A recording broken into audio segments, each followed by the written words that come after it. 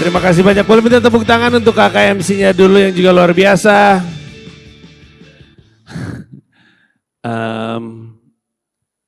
Saya kaget dikasih penghargaan. Terima kasih banyak ya atas penghargaannya. I'm very humble. Thank you so much. Tepuk tangan juga untuk penerima penghargaan yang lain juga yang berbagi dengan berbagi panggung ini dengan saya. Saya biasanya kalau naik panggung stand up nih guys. Ini stand up atau sharing kita? Stand up. Saya Biniaga nambah budget nih kayaknya nih guys. Gimana guys? Saya di sini diminta untuk berbagi tentang apa yang saya lakukan untuk mengejar mimpi dan kenapa stand up comedy adalah mimpi yang saya perjuangkan. Sekedar informasi untuk nge-set up pembicaraan. Kemarin tanggal 30 Agustus di Indonesia Arena, di area sini juga saya menjalankan atau membuat konser tunggal stand up comedy terbesar di Asia Tenggara sebesar 10.000 penonton. Nah, saya mau nanya, ada yang nonton gak di sini? Oke, next ya guys ya. Next ya. Berarti 10.000 something lah. Saat itu adalah pertunjukan komedi terbesar dalam sejarah Asia Tenggara. You may believe it or you may not. Tapi tidak bisa dipungkiri, nggak ada satupun perusahaan dan komika yang pernah menggelar acara lawak terbesar dengan skala 10.000 penonton. Tapi Anda nggak nonton, saya ngerti kenapa. Karena acaranya tanggal 30 Agustus. Ada yang masih ingat nggak? Apa yang terjadi di Jakarta 30 Agustus? Betul sekali. Kenapa? Tanggal 27 Agustus, Afan Kurniawan meninggal dunia, 28 satu Indonesia rusuh, 29 Jakarta lanjut rusuh, 30 wilayah sini juga masih rusuh. Pertanyaannya kenapa 10.000 orang tetap datang dalam situasi seperti ini untuk ketawa sama-sama. Karena saya percaya saat ini komedi adalah cara untuk kita berhadapan dengan masalah. Ketika hidup kita ketemu masalah, kita punya pilihan. Kita mau itu stres, kita mau sedih, kita mau depresi, atau kita mau ketawain aja permasalahan hidup kita. Itulah kenapa waktu tanggal 30 Agustus, sementara gedung DPR-nya nggak terlalu jauh dari Indonesia Arena, acara itu bisa berjalan dengan lancar dan berjalan dengan cukup sukses. Nah, saya mau cerita kenapa saya bisa sampai ke titik tersebut dan kenapa saat ini saya berdomisili di New York. Anak-anak saya, istri saya dan saya tinggal di New York karena sekarang saya membangun karir menjadi stand up comedian di New York City di Amerika Serikat. Semuanya dimulai dari hanya ingin mengerjakan apa yang membuat saya bahagia. Saya tuh kalau diajak untuk berbicara di panggung-panggung seperti ini itu suka agak canggung. Karena saya nggak ngerasa yang saya lakukan itu spesial. Saya ngerasa yang saya lakukan bisa dilakukan sama semua orang. Yang saya lakukan hanya mau ngelakuin sesuatu yang membuat saya bahagia dan mengisi itu dengan kerja keras. Udah, semua orang bisa. Semua orang punya kebahagiaan, semua orang bisa bekerja keras. Tapi tidak semua orang mau mengambil pilihan tersebut dan yang paling menarik adalah gak semua orang punya keberanian untuk mengejar apa yang membuat dia bahagia. Kebanyakan di antara kita tahu apa yang membuat kita bahagia, tapi kita memutuskan untuk membiarkan itu diam saja. Saya tipikal orang yang gak pengen menyesal. Saya tipikal orang yang percaya mimpi itu gak bisa mati. Sekeras-kerasnya kita pukul, sekeras-keras kita hajar, dia hanya akan pingsan dan bangkit di usia tua dalam bentuk penyesalan. Saya pernah hidup dengan seorang paman. Usianya 70 tahun, setiap hari dalam hidupnya menyesal. Dulu kalau om melakukan ini, om udah begini nih. Kamu tahu gak orang itu? Om kenal itu. Dulu kalau om itu juga sama dia, om udah jadi kayak dia. Setiap hari dalam hidupnya menyesal. Saya hidup sama orang itu dari SMP sampai SMA kelas 2. Saya memutuskan gak mau jadi orang yang menyesal dengan hidup saya. Saya gak mau jadi orang yang menyesal dan meninggalkan mimpi saya. Saya percaya mimpi gak akan pernah bisa mati. Sekeras-kerasnya kita pukul, sekeras-kerasnya kita hajar, dia gak akan mati. Cuman pingsan, bangkit di usia kita tua dalam bentuk penyesalan. Siapapun di sini punya mimpi dan cita-cita dan sedang berpikir, saya kejar enggak ya? Tapi ini udah ada yang stabil, tapi ada resiko. Usul saya, kejar aja. Nggak ada yang bilang mimpinya harus terjadi sekarang. Nggak ada yang bilang mimpinya harus ada 1 tahun depan. Nggak ada. Karena nggak akan mati anyway.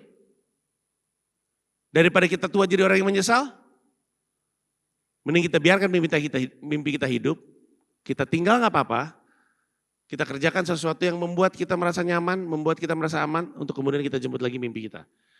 Saya memulai semuanya dengan menjadi seorang penyiar radio. Saya kuliah di Fakultas Seni Rupa dan Desain di ITB. Tadi baru aja ketemu sama teman, saya ospek dia. Saya yang ospek dia. Sekarang dia ngasih saya duit. Hidup lucu sekali ya. Dia ngasih job. Di saat teman-teman saya udah magang di sebuah perusahaan-perusahaan, ini by the way saya kuliah 97 ya, jadi mungkin secara nilai rupiah agak jauh ya. Tapi pada masa itu 500.000 is a big deal. Teman-teman saya kerja udah dapat bayar 500.000, ini di Bandung 500.000, 750, 1 juta. Waktu itu saya masuk kuliah 97, berarti itu sekitar tahun 2000-an. Yang lain udah punya juta-juta, saya memutuskan untuk kerja di radio. Orang bilang, ngapain lu kuliah di ITB? Jadi penyiar. Orang pengen, kata saya. Saya siaran radio. Saya pikir radio pasti ada duitnya. Soalnya penyiar radio keren-keren. Saya baru tahu kalau radio dibayar per jam. Pada saat itu dibayar sejam, 5.000. Ini pernah ngerasain duit 5.000 kayaknya dia. Saya pertama kali diterima siaran, bulan pertama saya cuma 2 hari siaran. Ada 30 hari dalam sebulan, tapi karena siaran saya jelek, saya cuma dapat 2 hari. Sehari cuma 2 jam, itu pun jam 12 malam sampai jam 2 pagi. Yang dengerin saya mamang-mamang nasi goreng pulang kerja sama pocong kayaknya. Jadi gaji pertama saya seumur hidup adalah 20.000 rupiah. Nggak ditransfer, dikasih nih dari kantongnya. Nih gaji lo, 20.000 rupiah. Dulu saya pernah bilang, ibu ketika aku punya gaji pertamaku 100% untuk ibu. Pas saya terima 20.000 saya bilang, lebih baik gue simpen aja sendiri nih. Nyokap gue stres nanti dia. Buset gue kulahin ke ITB gaji 20.000. Saya bergaji 20.000 sebulan, by the way, itu 20.000 habis makan bakso Malang sama pacar saya. Putus lagi habis itu. Hidup macam apa ini? Saya hidup dengan gaji seperti itu berbulan-bulan, bertahun-tahun. Tapi saya senang ngelakuinnya. Saya bahagia ngelakuinnya. Kenapa bahagia itu penting? Kenapa melakukan yang membuat kita bahagia itu penting? Termasuk mengejar mimpi. Mengejar mimpi kan membuat kita bahagia. Tahu nggak kenapa? Karena kalau kita bahagia ngelakuinnya, maka kita akan konsisten ngelakuinnya. Kalau kita konsisten ngelakuinnya, maka kita akan bertumbuh. Dan hanya kalau kita bertumbuh, kita akan menjadi baik. Dan hanya ketika kita jadi baik, ada duitnya. Tarik mundur. Banyak orang pengen kaya. Semua orang pengen kaya. Semua orang pengen terkenal. Saya pengen kaya, saya pengen terkenal. Kaya dan terkenal itu bukan tujuan. Kaya dan terkenal itu dampak dari kita melakukan sesuatu dengan sangat baik. Kalau kita ngelakuin sesuatu dengan sangat baik, ntar juga datang duit. Kalau kita ngelakuin sesuatu dengan sangat baik, ntar juga terkenal. Tapi kalau terkenal dan kaya jadi tujuan, banyak jalan pintasnya. Bisa kayak tiba-tiba dengan nyuri uang orang, dengan korup, dengan sihir, pelet. Tapi itu kan cara pintas, itu bukan cara yang benar. Kaya dan sukses adalah dampak. Pertanyaannya adalah, kita ngelakuin apa yang bisa membawa kita lebih baik lagi. Makanya tadi saya bilang, melakukan sesuatu yang membuat kita bahagia itu penting. Karena hanya dengan bahagia kita kuat lama ngerjainnya. Percaya sama saya, banyak yang muda, I can see your faces, you're very young. Banyak yang sangat muda di sini. Ada juga yang tua-tua, Bapak termasuk salah satunya. Semua orang yang tua tahu, butuh waktu untuk sampai ke titik di mana kita bisa dibilang bagus, apalagi hebat dalam melakukan apa yang kita lakukan. Saya ulang sekali lagi, butuh waktu untuk seseorang bisa mencapai titik di mana lu jago atau lu bagus. Nah, dari titik 0 sampai titik bagus, waktunya lama. Hanya 2 hal yang membawa kita nyampe ke situ. Satu adalah mencintai apa yang kita lakukan. Karena kalau kita cinta apa yang kita lakukan, ada duitnya nggak ada masalah. Kita mah jalan terus, orang gue senang lakuinnya. Dan ketika kita senang lakuinnya, kita bisa konsisten. Ketika konsisten, kita skillnya bertumbuh. Ketika kita bertumbuh, kita makin baik. Dan pas kita jadi baik, baru ada duitnya. Sekarang bayangin, ngapain kita ngelakuin sesuatu yang nggak kita cintai? Mengeluh, capek, bosen, patah harapan di tengah jalan, nggak nyampe-nyampe. Tadi saya bilang ada dua hal. Yang satu tadi adalah cinta terhadap apa yang kita suka. Yang satu lagi adalah disiplin. Let's be realistic. Not everybody knows what they love. Nggak semua orang tahu apa yang mereka cintai. Nggak apa-apa. Disiplin pun tetap bisa membawa kita ke sana. Kalau kita disiplin, kita bisa melakukan prosesnya, walaupun panjang, walaupun gak ada duitnya, walaupun gak terkenal. Karena ketika kita konsisten, dengan modal disiplin, kita bisa bertumbuh, ketika bertumbuh kita lebih baik, dan kita lebih baik, baru duitnya datang. Nah, walaupun saat itu saya digaji 20.000, saya suka ngelakuinnya. Akhirnya saya menjalani prosesnya, lama-lama saya bertumbuh, lama-lama saya jadi penyiar prime time. Penyiar prime time itu siarannya jam 6 pagi sampai jam 10. Saya mengasah kemampuan public speaking saya, sampai suatu hari saya ketemu sebuah kesenian namanya stand up comedy. Itu juga nggak sengaja. Itu juga dengan cara yang maaf sebenarnya kurang tepat. Saya masih kuliah waktu itu, saya lagi mau beli DVD bajakan. Ini zaman dulu, saya lagi nyari DVD bajakan. Terus ada tulisan, ada DVD bajakan Robin Williams Live in Broadway. Saya tahu Robin Williams sebagai seorang aktor, tapi saya nggak tahu dia stand up comedian. Saya nggak tahu kesenian stand up comedy sebelumnya. Saya tonton itu pertama kali, kepala saya kayak mau meletus, saya pikir saya mau jadi seperti ini. Tapi pada saat itu, nggak ada stand up di Indonesia. Nggak ada yang stand up. Saat itu saya nge-rap, saya masih nge-rap sampai sekarang. Walaupun saya tahu di sini pasti tidak ada yang tahu lagu rap saya. Ketika ada Spotify rap adalah sebuah keajaiban kalau ada lagu saya di antaranya. Tapi di tengah-tengah saya bilang saya ngelakuin apa yang saya cinta aja. Saya siaran karena saya suka. Saya nge-rap karena saya suka. Saya stand up karena saya suka. Nah waktu itu saya di tengah-tengah konser rap saya coba untuk ngelempar satu buah joke. Saya masih ingat joke-nya. Tapi jelek, jadi saya nggak mau bawain di depan Anda. Saya senang ngelakuinnya, bulan depan di konser berikutnya saya stand up lagi 15 menit. Bulan depannya lagi stand up lagi. Habis itu saya taruh di YouTube. Kalau teman-teman buka YouTube stand up comedy Indonesia, video stand up saya adalah video stand up comedy oleh orang Indonesia berbahasa Indonesia pertama di Indonesia. Gak ada yang ngelakuin itu waktu itu. Cuman ada itu doang aja. Kan enggak usah tepuk tangan. Itu cuman karena saya aneh. Saya orang aneh. Saya senang, saya ngelakuin sesuatu itu bukan karena ada yang ngelakuin atau enggak. Saya ngelakuin sesuatu bukan karena ada duitnya atau enggak. Belum ada duitnya di stand up tahun 2010. Tapi saya rekam, saya taruh ke YouTube. Datanglah sebuah bos stasiun TV, TV-nya TV baru. Depannya K, belakangnya S, nggak usah kita sebut TV-nya. Yang penting Kompas. Nah, dia bikin acara lomba stand up comedy di Indonesia namanya Suci di Kompas TV. Saya diajak untuk ngajarin pesertanya stand up comedy seperti apa. Bayangin, ini stasiun TV mau bikin lomba yang keseniannya orang nggak tahu itu apa. Video saya dipakai di audisi-audisi. Singkat cerita, kesenian itu melahirkan komunitas bernama Stand Up Indo. Lalu saya ngegulung berkarir di situ, I double down. Saya stand up terus, sehingga 15 tahun kemudian saya udah punya 10 konser tunggal. Yang ke-10 kemarin di Indonesia Arena, di depan 10.000 penonton, di tengah-tengah kerusuhan Jakarta bernama Mensrea. Dan dengan bangga saya bisa umumkan, tanggal 27 Desember akan jadi stand up comedy special pertama orang Indonesia yang hadir di Netflix. Sekarang saya membangun industrinya bersama dengan perusahaan namanya Comika. Comika adalah perusahaan yang bekerja untuk membangun industri stand up comedy. Karena saya nggak pengen sendirian, saya pengen ada banyak stand up comedian. Kami punya comedy club, Kamis, Jumat, Sabtu selalu ada acara stand up. Dan kami terus melahirkan talenta-talenta baru. Personally, saya merasa cukup untuk berkarir di Indonesia. 10.000 penonton adalah sebuah pencapaian yang cukup membuat saya bangga. Jadi per 2022 sebenarnya, saya sekeluarga udah pindah ke New York. Kami tinggal di Queens, di Flushing. Anak-anak saya sekolah di sana, yang satu kuliah, yang satu SMA, istri saya saat ini sedang di sana, saat ini lagi dingin-dingin ya, lagi -10, bapaknya lagi nyangkul di sini untuk menghidupi kehidupan di sana. Nah, setelah hampir 4 tahun saya berkarir sebagai stand up comedian dan perlu diingat, saya mulai lagi dari nol. Saya nggak bisa bawa follower 1 juta, saya nggak bisa, hey follower saya 1 juta nih di Instagram, di Twitter 1 juta, subscriber saya 1 juta, orang New York nggak peduli.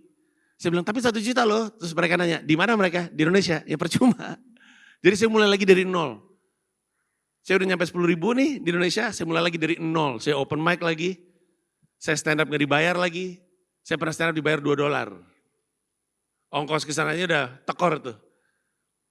Tapi bagian yang paling berat adalah mengubah joke saya dari joke bahasa Indonesia ke joke bahasa Inggris. Bukan masalah bahasa, masalah gaya. Susah sekali. Orang Amerika pengennya joke-nya cepat. Saya waktu itu pernah 5 bulan, jadi saya open mic sehari 3 kali. Seminggu 5 hari. 15 tuh. Sebulan 4 minggu, berarti udah 60. 60 kali open mic dalam 1 bulan. 5 bulan 300 kali open mic.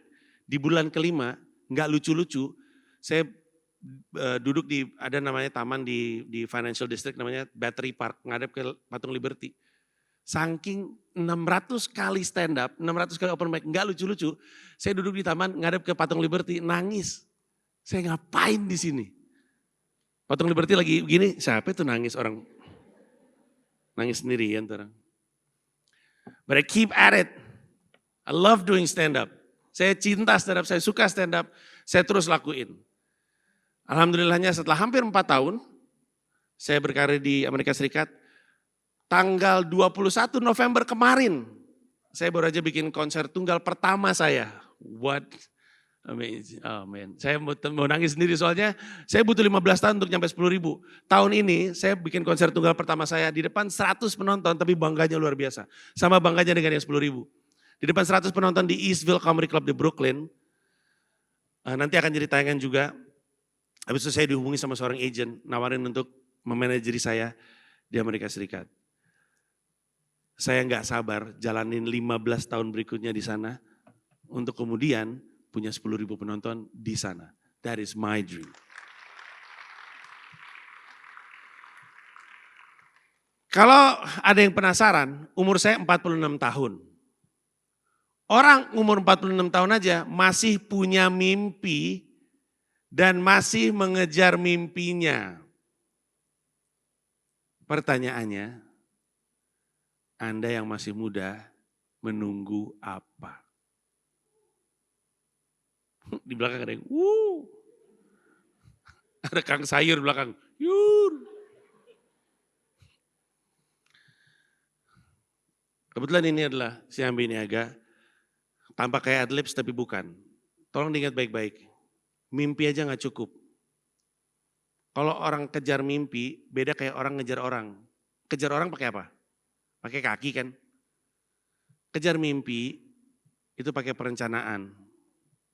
Saya ketemu sama banyak banget orang di Amerika Serikat. Bang Panji, saya pindah ke New York gara-gara ngeliat itu Bang Panji pindah ke New York. Gitu. Kerja apa lu? Belum tahu nih Bang, wah lu gila lu kata gua. Yang penting saya kayak Bang Panji, saya juga ngejar mimpi. Banyak banget. Saya pernah, nih maaf ya, saya pernah ketemu sama orang. Bang Panji, saya berencana untuk jadi anggota DPR. Terus dia ngomong panjang lebar. Terus dalam hati saya pikir, ini orang agak kosong nih palanya nih. Ngawang-ngawang nih. Terus saya tanya, apa yang membuat kamu ingin jadi politisi? Saya nontonin konten politik Bang Panji. Waduh, gara-gara gua juga ini. Orang kejar orang pakai kaki, orang kejar mimpi pakai perencanaan yang matang. Be specific with your dream. Mimpi itu yang spesifik, mimpi yang detail. Bikin mimpinya berubah jadi misi dengan perencanaan yang matang. Saya sebelum pindah ke New York, saya udah nabung dan melakukan perencanaan keuangan dari tahun 2017. This is no lie. 2018, no lie. Saya nggak tiba-tiba ke New York sama keluarga, gila kali gua. Tapi banyak yang kayak gitu. Wah Bang Panji ke New York, Aku juga kejar mimpi. Ke New York kah? Tapi enggak. Panji ngejar mimpi dengan perencanaan. 2018 Panji nabung dan melakukan perencanaan finansial untuk 2022 pindah ke New York sekeluarga. I brought my teenager kids. This is no lie, not crazy. Jadi bapak-bapak umur 46 tahun masih ngejar mimpi, ngejar cita-citanya. Dengan perencanaan yang matang. Yang lebih muda punya waktu yang lebih panjang. Kejar mimpi lu, bukan pakai kaki, tapi pakai perencanaan yang matang. Nama saya Panji Pragiwaksono dan saya pemimpi juga seperti Anda. Terima kasih banyak semuanya. Wow.